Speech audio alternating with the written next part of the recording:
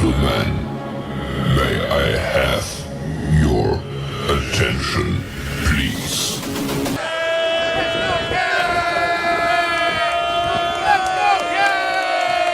The show starts in 3, 2, 1, go.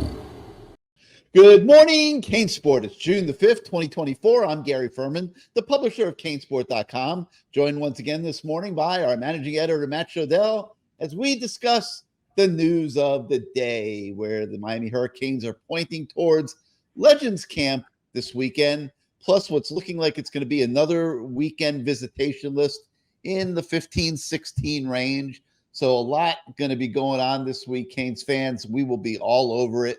Hope you enjoyed our coverage last week, especially Sunday, man.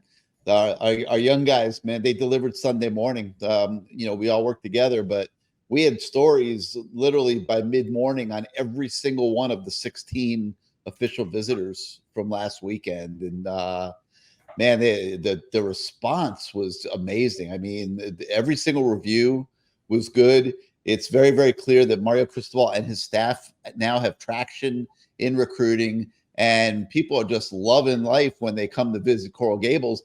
Matt, I was happen to think that boat ride that they took on Biscayne Bay, that seemed to really hit it off well with recruits.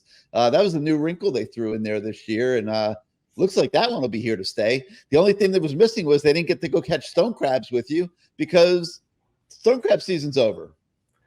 Listen, the kids were scared to death of the boat ride.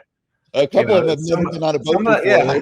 I'm not sure if they knew how to swim, some of them. So from a landlocked state, I don't know if they're going to the pool to learn how to swim or not. I mean, that's a death trap. A boat's a death trap, let's face it, They're out there on Biscayne Bay, man. A lot of them had never been on a boat like that, or on a waterway like that. And now they're being whisked all over South Florida. They're seeing where all the rappers live on Star Island and things like that. Great sightseeing excursion, and it went over well. But a couple of them were a little scared. Yeah, listen, I don't know what the alternative is. I think it's great to do it. I mean, it looked like a big enough boat. They should have felt like they were on land. It wasn't like, the boat I go crabbing in, which is basically, the size of a postage stamp, very large postage stamp. I mean, it's a small boat. I guess for some of these guys, it is an experience of a lifetime. It's something that Miami can offer that other programs can't, right? And I love the scavenger hunt idea. I love that they're trying to do different things than just the same stuff every year, which everyone else does. Scavenger hunt gives these recruits a chance and their families a chance to really get around the campus, to see everything. It gives them a reason to see everything. I did a scavenger hunt with my family a couple of years ago, and I came up with the whole scavenger hunt idea, and they gave up after like the second clue. They're like, this is just stupid, So hopefully you rigged it in your favor. Hopefully the Miami scavenger hunt was better than the Matt Shodell scavenger hunt. But I think I made the clues very difficult. They're very esoteric. I basically try to torture people, because I don't want anyone to be happy. People that watch this show, that. And I want to apologize profusely for you guys not having a Zuby and Steven here. Gary just wanted to torture you all with my happy face. This is my happy face. So with my happy face. All right. Well, like I said, this boat ride went really, really well on the recruiting weekend. All the visits went really well. We had full recaps on the website. Hope you guys liked it. And by the way, I'll take this moment to say, if you are not yet a subscriber to CaneSport.com, please come on over to our website and sign up and join our community. It's really a special group of fans. They go at each other a little bit at times, which is, I guess, part of the fun. And then, we're there every day doing everything that we can do to make your fan experience the best that it can be. So, but your subscriptions do allow our entire staff to do what we do every day, and are greatly, greatly appreciated. So if you're not yet a subscriber, please head on over to CaneSport.com and become one today. And if you're watching this show on YouTube, hit your subscribe and like buttons. It does help us with the algorithms at YouTube in growing our audience. So all that very much appreciated. All right, Matt. So we're doing a lot of different things right now on CaneSport.com in addition to our recruiting coverage. And The transfer portal has been obviously a much talked about subject on this show. You and I seem to, lock heads and go back and forth on it quite a bit. And we've really broken it down in a lot of different ways, but we've never done what we do this morning.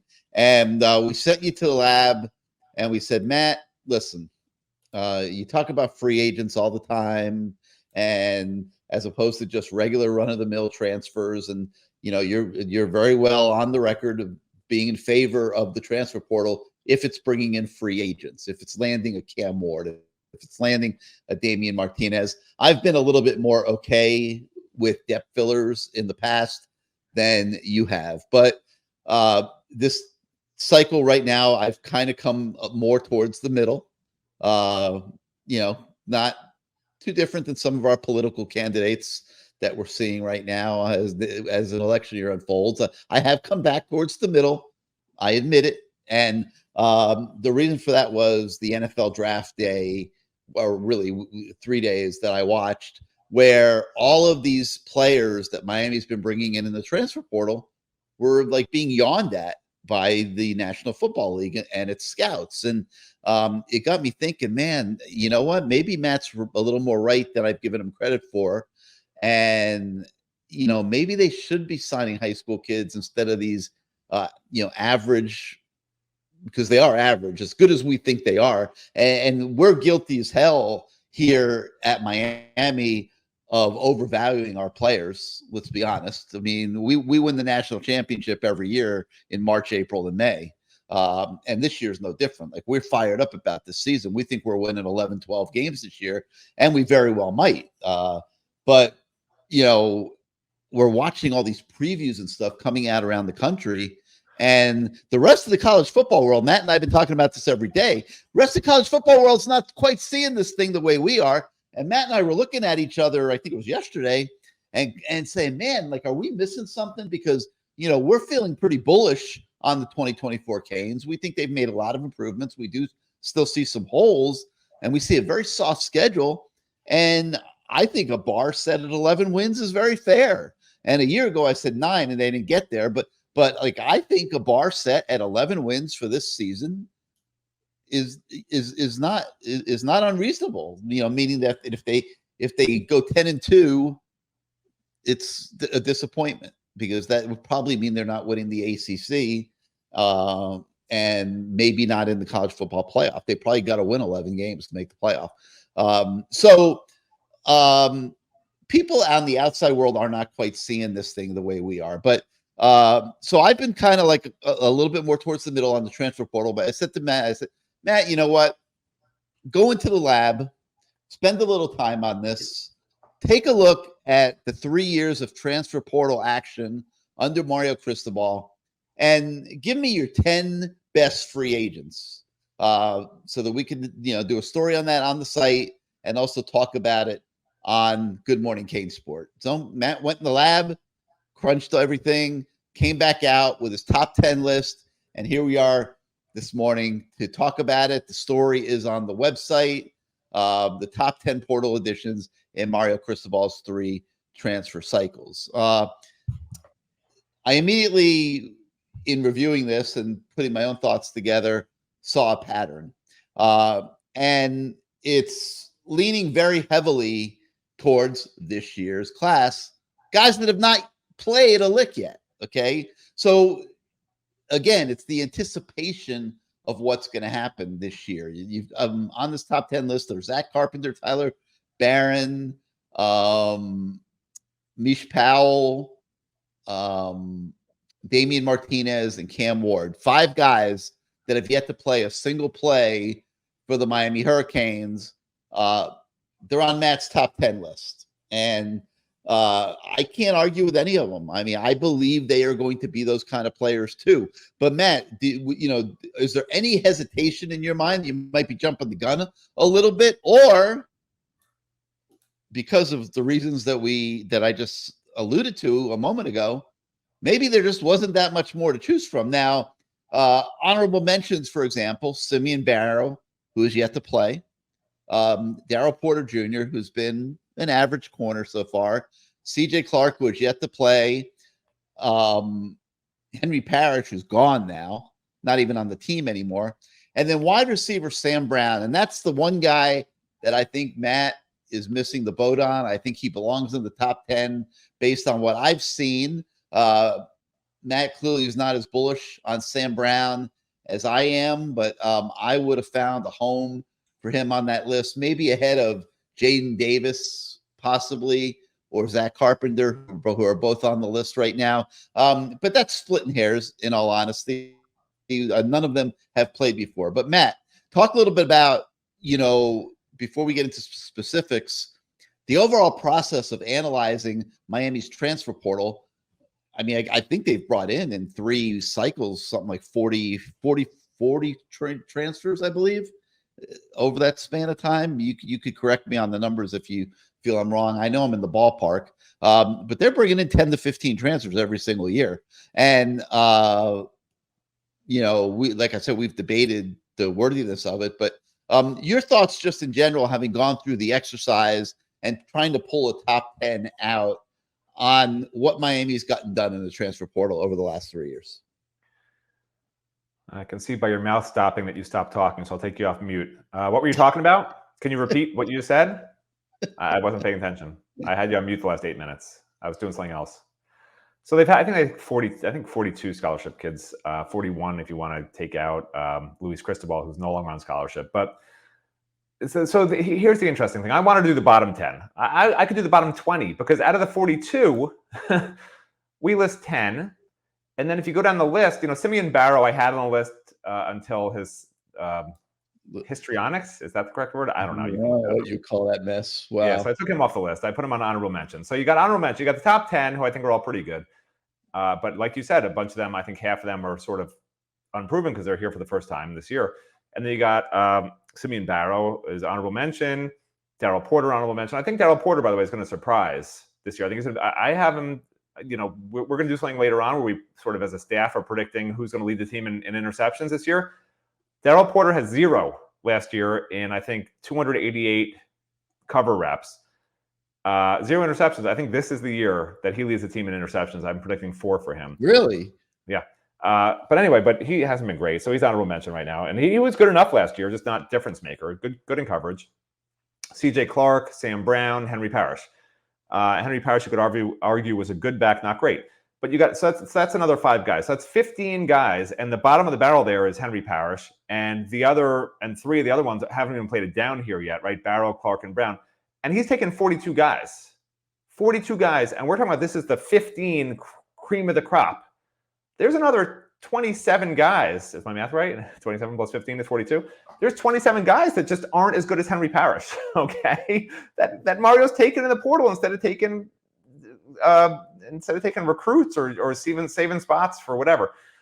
So you can argue with the semantics of that, but here's what I find interesting. This year, this particular transfer portal class, I am very happy with because what did he take? Is it 15? He's taken, I think, 15, and I'm projecting 8 to 10 of them are going to start. And that's all I want. Take free agents. A free agent has to be a starter. A free agent is never going to be a backup, right? That makes no sense. So finally, for the first time, he's over that 50% threshold of taking guys, and they're going to start. Now, with that said, like people are like, oh my God, Mario's taking so many guys in the portal for people that don't love the portal, right? Do you know how many Louisville transfers they took out of the portal this year, Gary? 2. No, Louisville, not. Oh, how many Louisville took? Yeah, Louisville. Seven. Yeah, they added 31. So we were really close there. I'm thinking 7. Don't they have like 7 starters from the portal? Okay, so 7 starters. So what I'm getting at, right? So what I'm getting at is, but 31. They wait. Time out. Louisville took 31 transfers. Yeah, but they lost. Year? Yeah, but they lost a lot of kids. They lost 30. So, but my point is this. Regardless of the churn, right? You need starters in the portal. So Louisville took their 31, but based on everything I've seen, and I've started doing research on this, it sounds like 7 are starting, like you said, which is what we talked about earlier yesterday. At Miami, you got 8 to 10 starting out of the 15 they took. So Miami's handling the transfer portal the way that I think that they should. They're taking guys that are going to be difference makers. And if you look at every opponent Miami has this year, not one that I've looked at so far has more than 7 starters projected out of the portal. I think Florida has 7, USF has 2, Virginia Tech has like 4 or 5, Cal has 6, I think, Louisville has, like we just talked about, 7. FSU has like 6, I want to say. Duke has 4, Georgia Texas has 1, Wake Forest 3, Syracuse has a handful, and that's it. So, I think Miami's doing it the right way. Yeah, I mean, they're doing a much better job of evaluation, it appears, in this cycle than they did the first couple. Why that is, I don't know. Did Mario suddenly identify, hey, we are not doing a really good job here, and make it a point of emphasis? I hope so, because the data is showing that they did not evaluate very well the first 2 go rounds in the portal, and they needed to improve that, but they have. And if they have that 11 or 12 win season this fall that so many people think they will have, well, no, I take that back, that we think they will have, and so many Hurricane fans think they will have, I think the biggest reason is going to be because they stepped up their game in the transfer portal. So let's talk a little bit about Matt's list here really quick. I'm going to go backwards to the top, and he puts Zach Carpenter at number 10, which is interesting because Matt Lee is number 4, and these are your centers. And Matt Lee, I thought, was a highly productive center last year, Matt, and then the draft came and nobody gave a damn about it, and now you've got Zach Carpenter coming in with what we would like to think are big shoes to fill, but and we're ranking him the 10th best out of 40-something, 42, I think we just said, transfer portal additions in the last 3 years. We're saying he's the 10th best, but he's got to prove that to us, I think. And he also has very big shoes to fill from a guy that the NFL yawned at. So it's interesting. It's really interesting.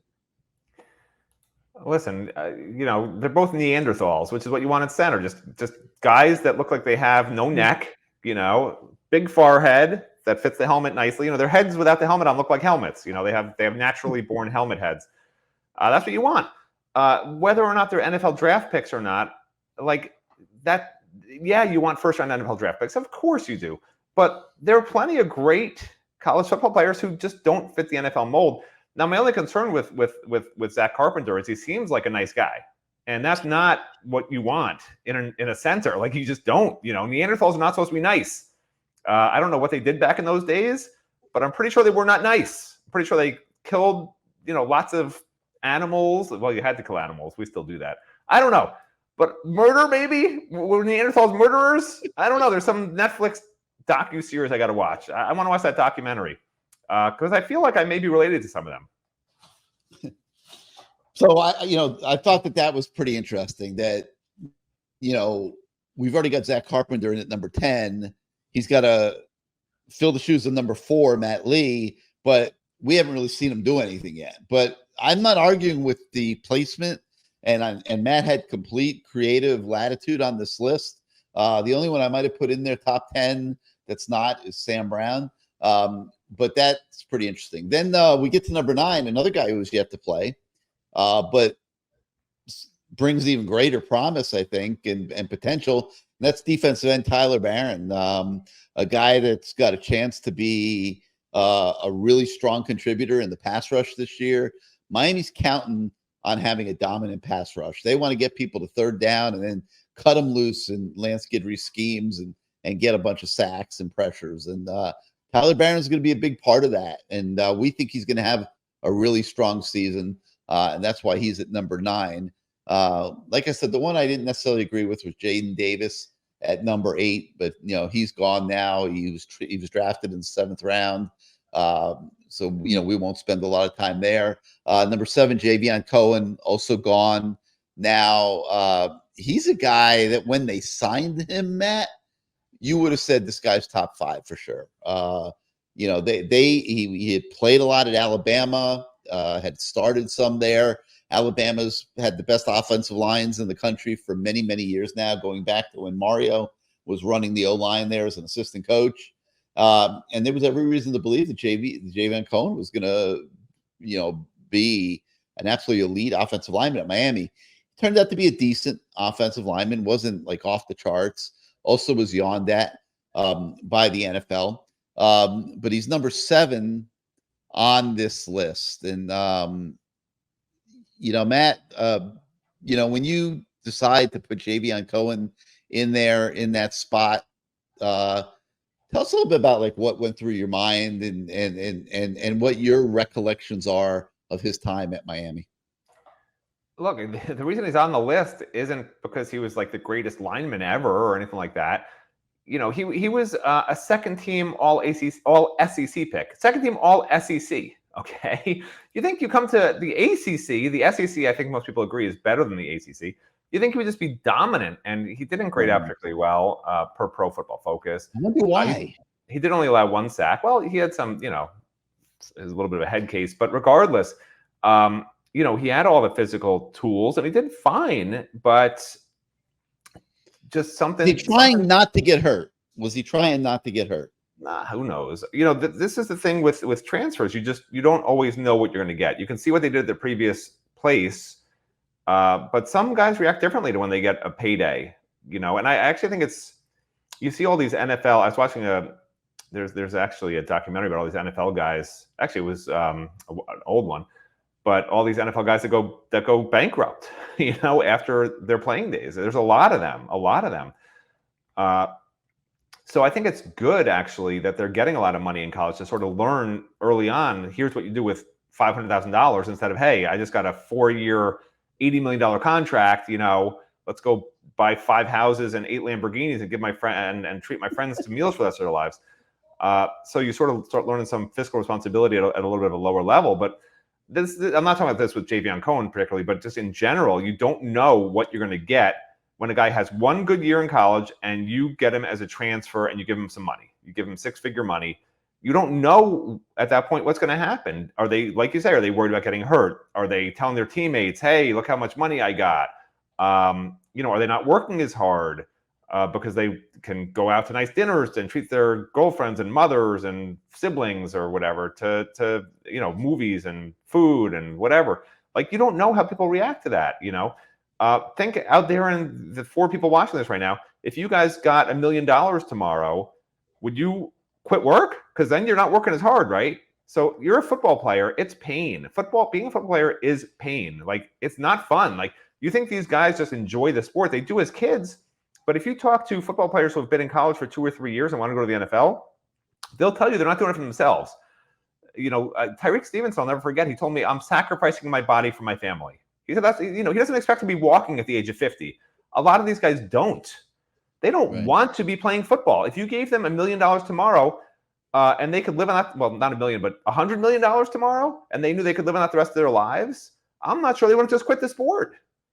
Now there are exceptions to the rule. There are people who are just crazy people that just want to keep playing and enjoy the pain. But there's a reason you see guys, taking shots to be able to play, taking painkillers to be able to play, on painkillers every day of their lives, even in the off season, because it's hard to get out of bed. I have trouble getting out of bed, and I play tennis once a week. I can't get out of bed. I'm not even kidding. I went for PT yesterday. I'm going back today.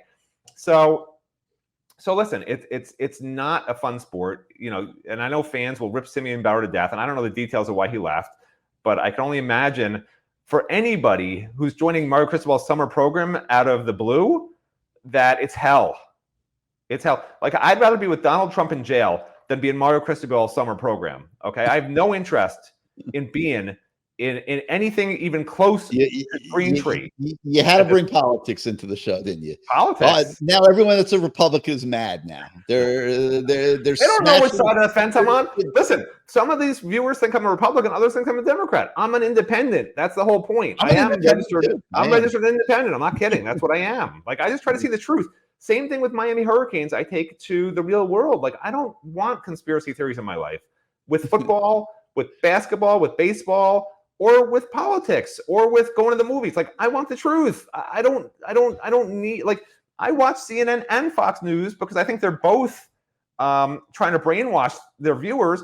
And then I try to sort of find the middle ground between them because, one's viewed as left, one's viewed as right. And like, that's who I am.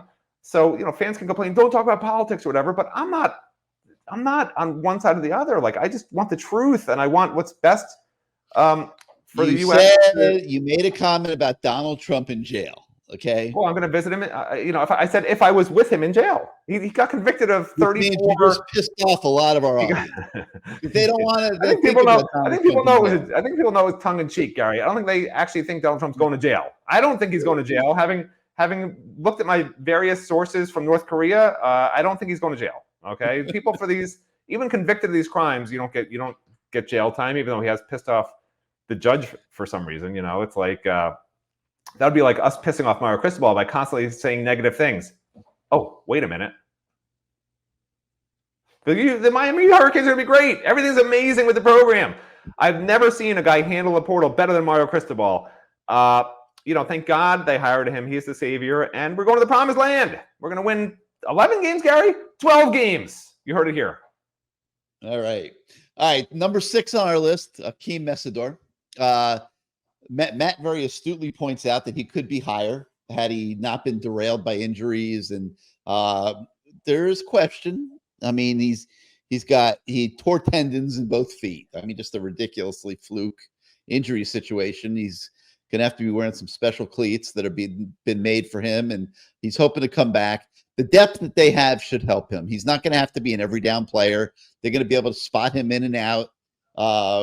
Because of the depth that they built through the transfer portal this year. But, Akeem Messidor is number 6 on our list. By the way, remember, he was a defensive tackle at West Virginia purely and left because he didn't want to, no one wants to play tackle if you can play end, like ask Ruben Bain. But I think he'll be back at tackle this season, unless he's somehow got burst back from his magic cleats. Like, he belongs at tackle. There's no reason he shouldn't be a tackle with the depth problems they have on the inside right now. And he will be a tackle on passing downs for sure. I think he should be a tackle all the time. That's what I'm trying to say. Yeah, I don't know if he'll do that. Depth guy at tackle and the guy in pass rush situations. If he can still move pretty quick. Yeah, I see him outside on early downs, but when he's on the field, he was an every down tackle at West Virginia. Yeah, I know. But I see him out on the outside. On first down, maybe second down, and third and long, I see him inside, rushing from the inside, and letting some of these other guys, Alston, Barron, Bain. I wouldn't be shocked if we see Bain inside a little bit this year too. That would be a great use of him when you relate it to the other personnel that they have available to them on defense. It's going to be very interesting. Use of personnel by Lance Guidry is going to be one of the keys to this season. Oh yeah, they could literally have Barron and Alston, because let's face it, Miami's going to score a lot of points. They could be up by 2 touchdowns late in the third quarter and put other teams in passing situations. And if you can have Alston and Barron at end and Bain and Messidor at tackle, like, good luck to you, trying to get passes off. So I agree with you 100%. It's going to be a lot of chess match type stuff, mixing and matching and all that. It's going to be very interesting. Lance Guidry, he's got some toys this year to play with. Going to be interesting to see how he uses them and schemes up the defense. I'm sure we'll be talking a lot about that. All right, so Messidor's in there. Man, when I first saw this guy at number 5, defensive back Mish Powell, the transfer from Washington, I'm like, number 5? Man, Matt might be reaching a little bit here. And again, I didn't change his order. He had total creative license on this. But Matt, Mish Powell, number 5 transfer of the last 3 years of the Miami Hurricanes out of 42 guys. You are drinking the Kool-Aid a lot there. That is a leap of faith. Tell us why. And by the way, Miami could even go to a 3-3 stack again, right? Because the tackle depth's not great. They added Jalen Alderman at linebacker, who started at Louisville. It wouldn't surprise me. There's just a lot of options they can go to. So anyway, Powell again. Like, you're getting hung up on the fact like Miami has all these amazing transfers. Powell at number 5, it doesn't mean he's an NFL player. I mean, the guy's a former walk-on. Like, he's good. Is he great? Is he, going to be an All-American? I don't think so. Will he get, 3 interceptions, maybe 50 tackles, 60 tackles if he's at safety? Yeah. Can he play nickel, safety, and corner? Yeah. That's called a tweener, by the way, which you don't want. but he can play all three of them. And having that ability is a good thing also. Yeah, he's not a safety build. He's not really a nickel build. He's not really a corner build. He would be a very big corner, right? He's not a very quick hip nickel. And he's not the biggest, longest safety. Like, he's just not the perfect fit at any of those three, but he can play all three. So, if you think that's good, that's fantastic for you. But again, we're not talking about, first team all conference guys here. There's nobody behind him that was a first team all conference. Akeem Messidor was honorable mention. All right. So I'll finish the list and we'll talk more, but let's cut to the chase here. What I alluded to earlier. By the way, the top three are head and shoulders above the rest of this list. So, it's not even close. No doubt. Yeah, he's gotten 3 free agents, like 3 real free agents, 3 All-American free agents out of all 42 guys. What's that percent? Not great. No. So here's my question. Are we, as a Canes Nation fan base, media, collectively, internal elements of the program, is everybody getting way ahead of themselves here in thinking that this can be an 11 or 12 win season and a playoff season possibly and an ACC championship season?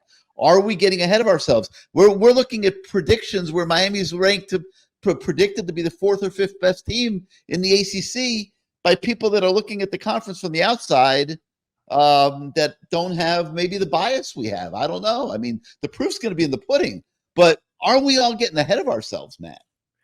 I mean, here's what annoys me. Like Romello Height, people think he's coming to Miami. They look at his highlight film. They're like, oh, this guy's amazing. What a great addition. He's so fast. He'll get after the quarterback. Like an Elijah Alston type, right? Miami basically winds up not taking him. Goes to Georgia Tech. He's not going to be a starter there at Georgia Tech, okay? And he couldn't find another home where they were like, yeah, you'll start for us. So, why was he even being considered for here? That's what they have to. So that's the thing. Like, fans, no matter who comes to Miami, if Miami's taking him, fans have this inclination that this guy's great. He's going to help us so much. Every single guy.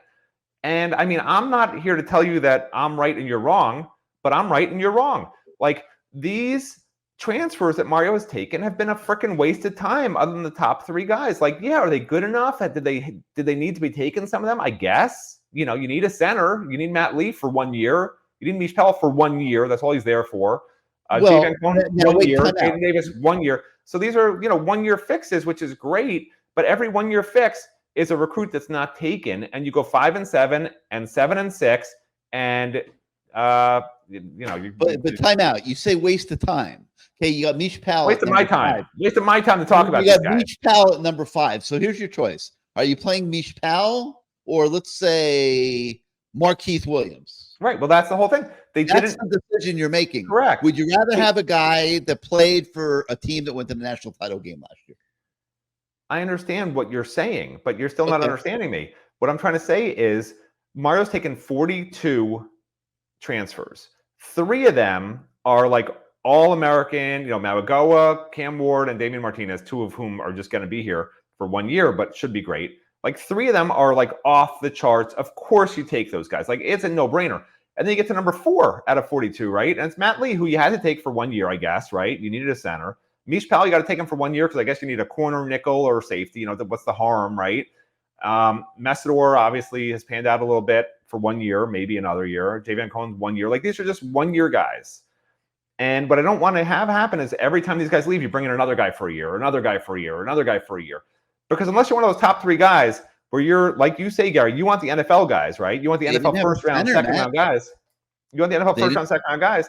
Like, yeah, I get it. They don't have a choice. I get it. No center. I mean, they could have moved Jalen Rivers to center, but then that weakens them to left tackle. Correct. I understand why they took them, and it's why I said at the time, like, yeah, it's a good take. You got to take them.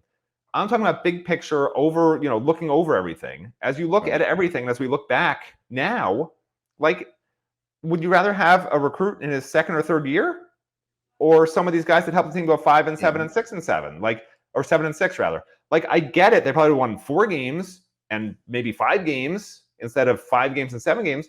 But would you be in better shape right now for the future? Yes, you would. So was it worth it? I don't know. That's what I'm trying to say. And I don't know the answer. You got to recruit better. Yeah, you got to recruit better than Ryan Rodriguez. You must recruit better than Ryan Rodriguez and Antonio Tripp. Yes. So Mario, there's only, I think, 3 starters: Restrepo, Jacoby George, and Jalen Rivers. I think the only 3 players who were not recruited by Mario that are starting this year. Okay, that's it. This is Mario's team, finally. And a lot of them are transfers, but he's going to have third-year players next year from his own class. So next year, you better stop taking these guys. That's my point. Like, yeah, I understand they have to take him, Gary. I get it. You can't not have Matt Lee and start Ryan Rodriguez. I understand that, okay?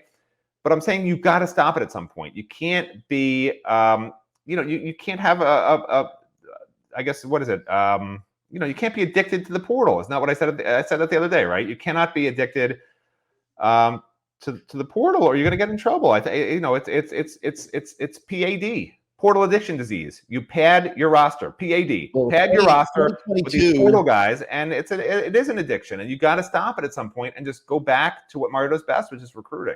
That's really my bottom line point, And as you look at the list of the 10 guys today, did you need all 10 of those guys to win 5 and 7 games? You probably did. Now, do you want to keep taking guys out of the portal for the next 10 years that Mario's here? 7 years? 5 and 7 games? Absolutely not. No. Even if it helps you win games, it's going to be hit or miss. If you're taking, like Michigan State, they won 10 games one year with portal guys. Now they're terrible. Florida State won last year with portal guys. This year they only, I think, have 5 or 6 starters out of the portal. Last year, like, more than half their team was starters out of the portal. It's expensive. The money's gone after 1 year. You're not investing in the future when you take portal guys. And, you can't develop portal guys. Portal guys were developed somewhere else. So you can take, I could coach a portal guy because he was already coached for 4 years by somebody else. I'll just say, go out and do what you did at Tennessee. Go out and do what you did at Alabama. That's it. I could coach those guys. I don't need to do anything to them other than teaching the new system, the Matt Shodell system, which is just, run straight up field and tackle somebody if you can see him. But the point is, you've got to recruit, you've got to develop, and that's not the portal. And if Mario has made his name as a recruiter, if he's hired a staff that can actually develop and recruit, which that's who he's tried to hire. Like, what's the point of taking portal guys every freaking year, 15 of them? Well, I think they've paid a price for 2022. Mario coming in late, not really getting to recruit his own class, just having to do cleanup from what Manny Diaz left, and then fill in with some average portal guys. And so really this class coming in this year is only the second freshman class. So yes, hopefully there will be less reliance on the portal. But finishing off this list, so Francisco Magoa, Damon Martinez, and Cam Ward as the top 3 transfers. Ward and Martinez obviously coming in this year. Manoa obviously is a second-year guy now at Miami. Unquestionably the top 3 guys that they've landed in the portal. So check this out. It's a really cool feature. We give you a lot of detail on each of these things, and see if you agree with this top 10 list of Mario Cristobal's portal additions in his 3 transfer cycles. All right, let's move on a little bit. We continue our 50-1 countdown. Let's see. Since Matt and I were on the show, we've done number 28, Jalen Alderman, number 27, Jadaeus Richard, number 26, Samson Okinola. And today we get to number 25. A very interesting one, Matt. Number 25, freshman Elijah Lofton. He's yet to play a down for the Hurricanes. We've already got him penciled in as the 25th best player on this team. I'm not convinced that he's not better than that, but he's going to have to get opportunities, and there's a lot of guys looking for footballs. How quickly do you see Elijah Lofton developing a role on this team? I mean, I don't even know why they took him. They could have just got a transfer guy every year. Like, why waste your time with guys like Elijah Lofton? It makes no sense. Well, I'll tell you something. That kid, if he shows the ability this year that I think he's going to, they're going to have to fight to keep him going forward. Yeah. Well, that's anybody who's good. Because there's going to be teams that are going to come after him and try to get him to go in the portal. Of course, that's every team. That's every player. I mean, he should want to go. I mean, that's the whole point of the free market. The whole system's crazy. There's going to be a stampede amongst young guys that have good years this year for that Cam Ward transfer portal money coming off the books after this season. I mean, they deserve it. A stampede of guys looking to make more money. They deserve it. That's a whole different thing. But I mean, obviously, It's a disaster for college football. It's a disaster for people who like following recruiting, because you sign a guy and he's gone. That's it. It is what it is. But yeah, Elijah Lofton played running back. He was split out wide. He can do so many different things. So athletic. I haven't seen a freshman tight end as smooth as him. Like, maybe I remember Greg Olsen was just smooth. He reminds me of Greg Olsen a little bit, just how smooth he runs his routes and his hands and just the way he moves. And yeah, I know there's been other really good tight ends since Greg Olsen, okay? But that's just what he reminds me of watching him in practice, because when Greg Olsen caught the ball, you don't even hear the ball hit his hands, and that's like what this is like with this kid. With this young man. So yeah, I'm really excited for Elijah Lofton. I've already said a couple of times on the show, I think he leads the tight ends room in receiving this year. I'm not backing off that. I don't care that Elijah Arroyo is finally fully healthy, wearing 2 robotic braces on his knees and running around with these giant things on his legs. So yeah, the tight ends room should be in really good hands. I think with him starting at H-back and with Arroyo at the tight end position. Yeah, I'll agree with you. I think he will lead that group in receptions, no doubt about it. All right, let me move on here. Dan Radakovich had a really interesting interview on ACC Network this week, and we decided to go ahead and break it down and give you guys a story on it. And he was very, very, very effusive in his praise of Mario Cristobal, the athletic director, making it very clear that he likes what he's seeing in his football program and, what he thinks is going to happen this year. He's kind of on the Kool-Aid drinking side like all of us, but clearly the guy who is the leader of the Miami Athletic Department, Matt, is very, very happy with his head football coach. Yeah, the only part of the interview that I liked was when he mentioned pixie dust, because I think he's the first athletic director in history to say the words pixie dust. The actual sentence was, everyone thinks you sprinkle pixie dust on the players and all of a sudden they can perform great. It sounds like he's bought some pixie dust and is sprinkling it on the players. And you actually can buy pixie. For those of you that want to buy pixie dust, you can buy it. It's on the internet. I'm sure it works. So go ahead and purchase it.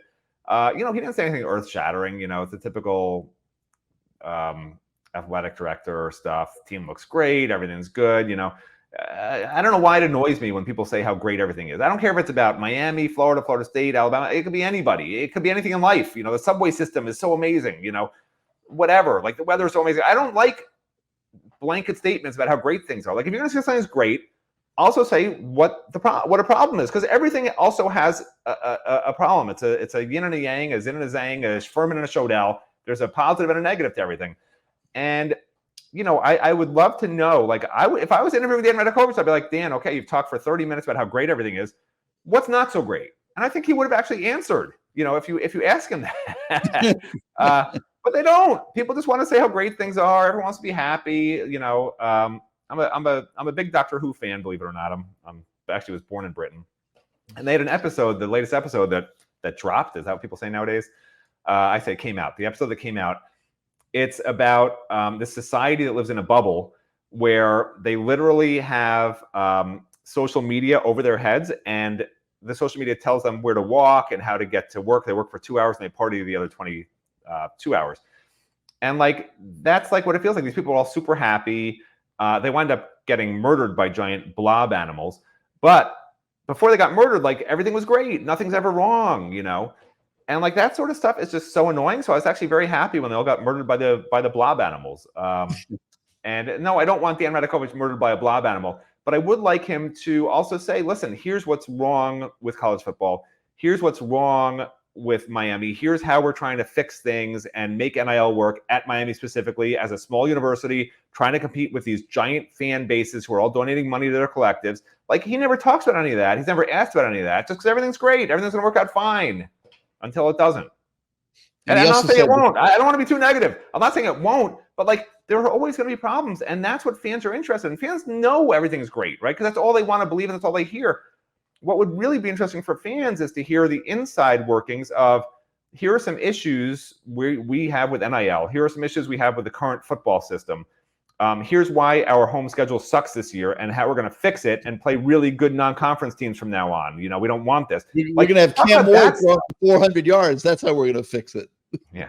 Like, talk about that stuff. I don't need to hear how great everything is. I've already heard that for the last 20 years, and it hasn't been great. Yeah, Cam Ward throwing for 400. I haven't done the math.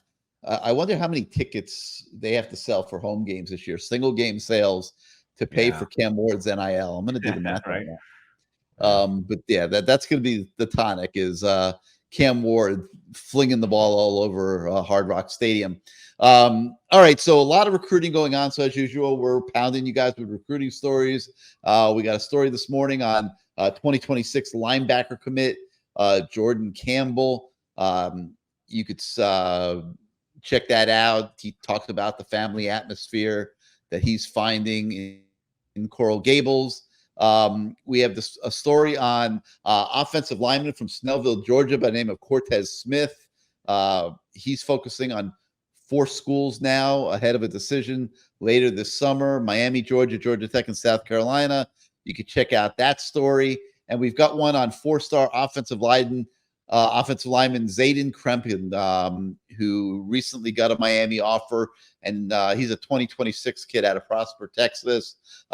You can check out that story on him and see why Miami was intrigued by him and decided to offer him. And then we will be continuing to preview this weekend's next set of visitors. Right now, I believe there's 15 on the list, and we'll also be talking this week about Legends Camp, which is up on the docket on Sunday as well. I think the last number I heard was 42 former players coming to be part of Legends Camp.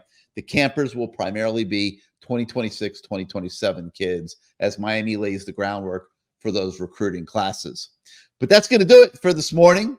For Good Morning CaneSport, we thank you guys so much once again for starting out your day with us. Remember, if you're not yet a subscriber to CaneSport.com, head on over to the website and become a member today. Your subscriptions allow us to do what we do here to enhance your fan experience. So for Matt Shodell, I'm Gary Ferman. Thanks once again, everybody, and we will see you next time.